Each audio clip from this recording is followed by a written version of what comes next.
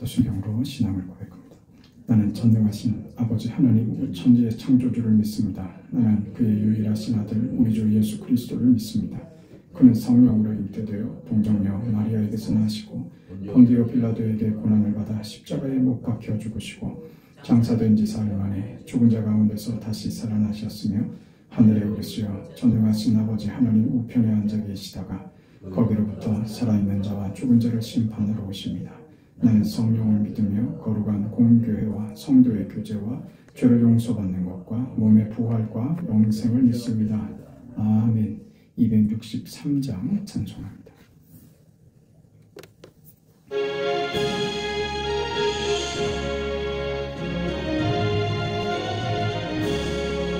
이 세상 험하고 나 비록 약하나 늘 기도 힘쓰면 큰 권능 얻겠네. 주의 은혜로 대속받아서 피와 같이 붉은 죄 눈같이 이겠네. 주님의 권능은 한없이 크오니 죽을 같은 내 맘은 곧 녹여주소서. 주의 은혜로 대속받아서 피와 같이 붉은 죄 눈같이 이겠네. 내 마음이 약하여 늘 넘어지오니 주 예수 임주사 굳세게 하소서. 주의 은혜로 대속받아서 피와 같이 붉은 죄 눈같이 이겠네. 죄사함 받음을 새 사람 되어서 주 앞에 서는 날 늘 찬송하겠네. 주의 은혜로 대속받아서 피와 같이 붉은 죄 눈같이 이겠네. 아멘. 하나님의 말씀 누가복음 11장 2, 3, 4 2절부터 4절까지 보겠습니다. 우리 하나님의 말씀을 함께 읽습니다. 예수께서 이르시되 너희는 기도할 때에 이렇게 하라.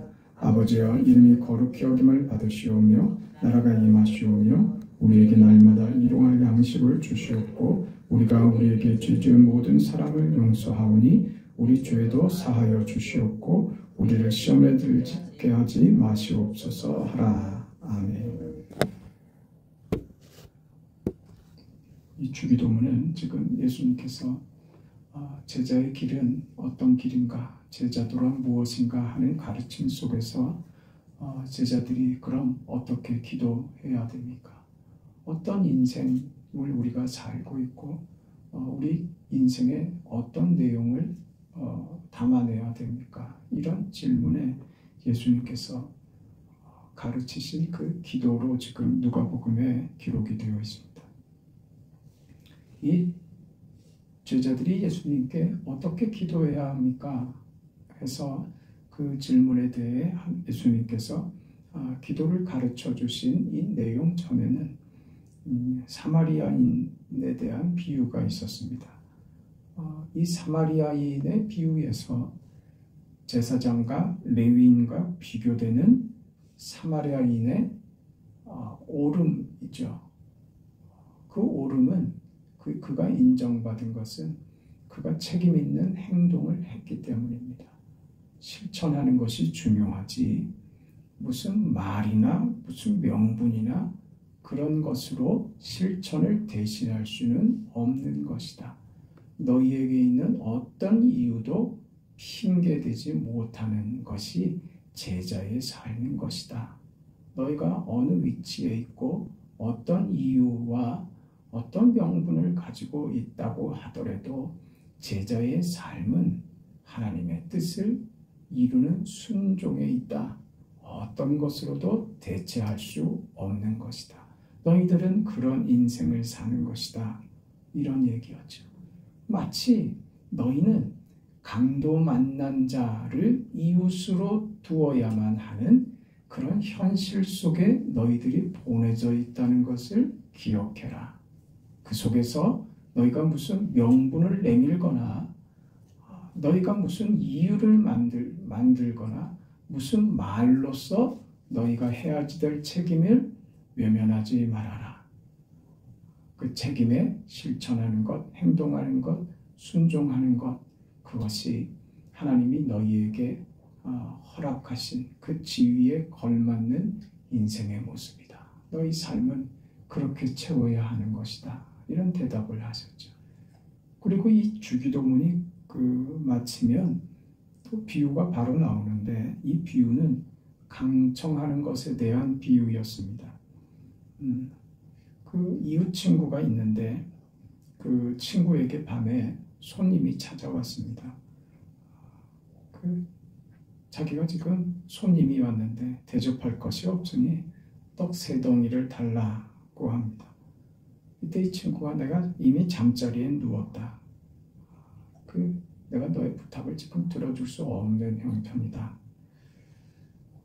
그래도 계속 달라고 요청합니다. 내가 너의 벗이기 때문에 들어주는 것이 아니라 네가 하도 귀찮게 보니 너의 그 강청함 때문에 줄 수밖에 없다. 이런 비유였습니다. 이 비유는 우리가 잘 알고 있는 대로 기도란 이런 것이다. 너희가 하나님을 상대하여 하는 기도는 이런 것이다. 그 기도는 오늘 예수님께서 가르쳐 주신 대로 이 내용을 담아야 하는 것이죠. 그러나 우리가 또 한편으로 생각해 보면 이런 생떼를 쓰는 말도 안 되는 어거지를 부리고 얼마나 그게 실례입니까? 무례한 행동이죠. 정말 이기적이고 그 상대에 대한 배려심이라고는 눈꼽만큼도 없고 오직 자기 이해와 자신만을 위해서 이렇게까지 때를 쓰는데 그걸 상대하는 겁니다. 누가요?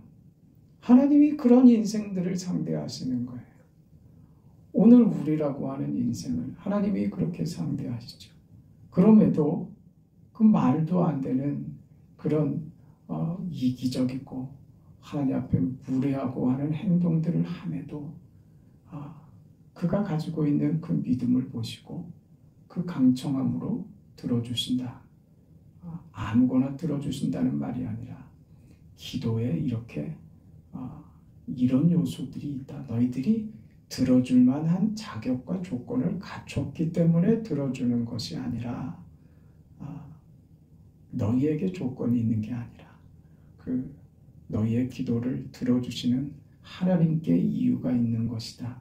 하나님이 이런 인생들을 상대하시죠.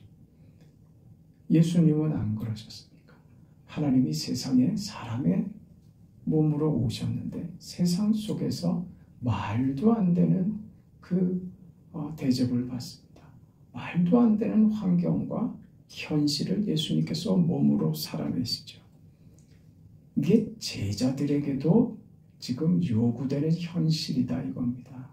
너희는 너희들에게 어떤 상황, 어떤 현실, 때를 쓰고 말도 안 되는 억지를 부리고 이기심과 시기심과 불량함으로 가득한 그런 세상과 그런 현실, 때리고 상하게 하고 아프게 하고 눈물 나게 하고 괴롭게 하고 상처 주고 하는 그런 폭력의 세상 속에 너희들이 그 현실로 너희들이 그 인생을 살아가는 것이다. 그 속에 너희가 있다고 하는 것이죠. 예수님께서 이 주기도문 속에 들어있는 그런 전제입니다. 너희가 분명히 복음을 전하러 갈 것이고 하나님의 구원의 은혜를 전하러 가지만 그 기적을 이루기 위해서 가는 하나님의 손길이지만 너희는 그 손길로 말도 안 되는 그 현장, 용납되지 않는 너희들이 환영받지 못하는 현실 속으로 보냄을 받을 것이다 하는 얘기입니다. 이런 전제 속에 이 기도가 있는 것이죠.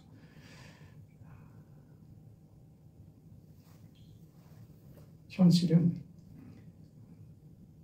다 뒤집어 써야 하는 그런 현실입니다. 그게 우리라는 겁니다. 우리에게 일용할 양식을 주옵소서. 우리 죄를 사하여 주옵소서. 우리가 누구를 용서하듯이 우리를 용서해 주시옵소서. 그렇게 해야만 되는 사이, 그렇게 우리는 붙들려 있습니다. 우리가 붙잡힌 현장입니다. 그게 우리가 살고 있는, 여러분 우리가 살고 있는 현실 아닙니까? 여러분이 묶여있는 이 관계들 말입니다. 부모와 자식으로, 이웃으로, 공동체의 교인의 관계로 여러 가지로 우리는 묶여있죠. 현실 속에. 이게 막막한 겁니다. 이게 우리로 묶여있는, 이게 붙잡혀 있는 것처럼 어쩔 수 없이 이건 외면하거나 끊어버려서 되는 문제가 아니라 그 말이 안 되는 현실을 이렇게 혈연관계로 묶여있는 어쩔 수 없는 끊어버릴 수 없는 그 관계 말입니다. 그 속에 묶여있다니까. 이게 현실이라는 것입니다. 그러니까 이웃과의 관계, 사람들과의 관계 이런 것들을 나 너하고 상대 안 하면 돼가 아니라고요. 그렇게 묶여진 현실 속에 너희가 보내진다. 그건 너희가 거부하지도 말아야 되고 너희가 외면할 수도 없는 현실이라는 너희 인생의 자리다. 예수님이 우리를 찾아오신 것처럼 우리도 그렇게 보냄받은 것이다. 그렇게 엮이는 것이죠. 예수님도 그렇게 엮이십니다. 그러나 그 속에서 주님은 누구도 외면하지 않으십니다. 저때 쓰는 무리들, 말도 안 되고 허망하고 위태위태하고 한 그 인생들을 예수님께서 외면하지 않으십니다. 이 말의 중요성은 이겁니다. 주기도문 끝에 어떻게 나오냐 하면 누가복음에서는 그 끝이 어떻게 됩니까? 오늘 본문에 우리를 시험에 들게 하지 마시옵소서. 이로부터 끝납니다. 그렇죠? 얼마나 그 기도의 내용이 무슨 긍정적이거나 적극적으로 뭔가 꿈이 있고 비전이 있고 소망적인 내용으로 끝을 맺으면 좋을 텐데 이렇게 부정적이고 소극적으로 끝이 난단 말입니다. 우리 현실이라고요. 이 자리요. 어떤 자리요? 우리를 시험에 들게 하지 마옵소서. 그게 우리의 현실이라는 말이에요. 우리는 지금 천국에 있지 않습니다. 현실에서 살아가는 것이죠. 그 현실이 어떻다고요? 내가 늘 시험에 들까 봐 조마조마한 현실입니다. 내가 묶여있는 우리라고 하는, 내가 엮여있는 이 현실과 저 사람과의 떼어버릴 수 없는 이 관계가 나를 늘 시험 들게 하더란 말입니다. 늘 나에게 어떤 유익을 주고 도움을 주고 하는 관계가 아니라 나를 힘들게 하고 버겁게 만들고, 그래서 내가 한 번씩 속에서 막 우라통이 치밀어 오르고 그 분노와 좌절감 같은 것이 치밀어 오르는 그 현실이요. 시험에 들지 않게. 그게 우리의 기도가 된다니까요. 이 제자의 삶에, 그러니까 이 현실이라는 것이 우리가 뭘 잘못된 길을 들어섰거나 내가 뭘 잘못해서가 아니라 그 자리에 있거든. 내가 제자로 제자의 길에 서 있구나. 그렇게 이해를 하시면 된다. 이 말입니다. 내가 보냄받은 그 임무에 전혀 가능성이 없어 보이는 현실 속에서 그게 나를 괴롭힙니다. 나는 도대체 뭔가 내가 믿음으로 하나님의 자녀로 이 땅을 산다고 하는데 이 현실이라는 것은 도대체 내가 뭐 하는 인생이며 내가 도대체 지금 뭘 할 수 있으며 뭘 하고 있는지도 의문스러운 지경까지 나를 몰고 간다고요.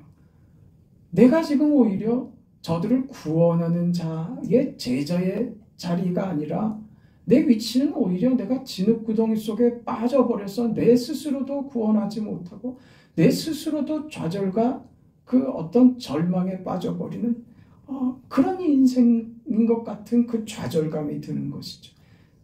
그 자리가 무슨 자리라고요? 제자로 보냄받은 자리가 분명하다 이겁니다. 우리를 시험에 들게 하지 마시기를, 다만 악에서 구하시기를 구하는 그 현실과 그 현장, 그게 우리 인생의 우리 자리라고 하는 겁니다. 그러니 도망가면 안 돼요. 거기서 버텨내고 살아가는 겁니다. 그래서 마태복음은 이 주기도문이 조금 다르게 끝이 나죠. 덧붙이고 있는 말이 있습니다. 마태복음에는 우리 주기도문 늘 기도로 하니까 대개 나라와 권세와 영광이 아버지께 영원히 있사옵나이다. 아멘. 이렇게 한 구절이 더 붙어 있습니다.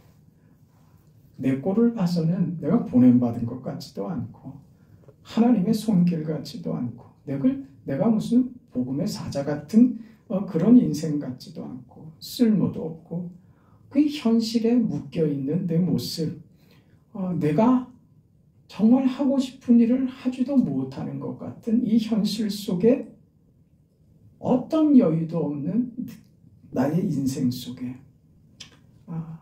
그렇게 얘기하는 것이죠. 막막한 인생을 산다는 것은 실패한 것이고 손해보는 것이다 하는 이 현실의 도전 속에서 우리의 믿음이, 성경이 이렇게 가르치는 겁니다. 막막함 속에서 한 걸음을 내디딜 때 그것은 도박도 아니고 시험하는 것도 아니다. 하나님의 통치와 궁극적인 약속 속에서 나는 이 비참하고 한숨나고 비명을 지르고 싶은 이 자리에서 그래도 나는 한 걸음 내디딜 수 있다. 이게 위대한 신앙의 고백입니다. 어디서요? 그 현실의 그 자리에서 악에서 구하옵소서, 시험에 들지 않게 하옵소서 하는 이 숨막히는 이 현실과 엮여있고 묶여있어서 벗어나지 못하는, 헤어나지 못하는, 오히려 이 현실이 나를 잡아먹을 것 같은 그런 지경에서도 그래도 나는 하나님이 보내신 주님의 제자이며 내가 받은 이 복음으로 이 현실과 아무것도 아니고 내가 아무 쓸모없는 것 같이 보일지라도 그래도 나는 한 걸음 내디딜 수 있고 그렇게 오늘 한 걸음을 내딛겠다고, 선한 사마리아인처럼 오늘 하루도 그렇게 한 걸음 내딛겠다고 하는 것이 여러분 그게 위대한 신앙의 자리이며 대단한 자랑이 되는 겁니다. 이게 신자의 자랑이 되는 것이죠. 기독교 신앙의, 우리 신앙의 힘입니다. 우리는 죽음을 향하여 돌진하더라도 우리의 죽음이 결코 헛되지 않다는 것에서 오직 충성을 요구하시는 하나님의 부르심 앞에서의 감격이 있는 것입니다. 이 현실 속에서 내동댕이 친 것 같은 현실 속에서 한 걸음을 내디딜 때 거기에 하나님의 영광, 대개 그의 나라와 권세와 영광이 아버지께 영원히 있사옵나이다. 그 영광이 그 자리에 있는 것입니다. 거기에 아버지의 나라가, 하나님의 나라가 임하는 것입니다. 어디에? 여러분이 딛고 있는 그 현실과 그 자리에 말입니다. 예수님이 걸으신 길은 하나님의 나라를 완성시키기 위하여 가신 그 길은 다만 고난이나 희생만이 아니었습니다. 예수님이 걸으신 십자가의 길, 하나님의 나라를 완성하는 그 길은 섬기는 길이었으며 기적의 길이며 은혜로운 길이며 명예로운 길로 부름받았다는 사실을 기억하셔야 됩니다. 우리도 이 길을 걷고 있습니다. 하나님의 부르심을 따라 이 길을 걷고 있는 것입니다.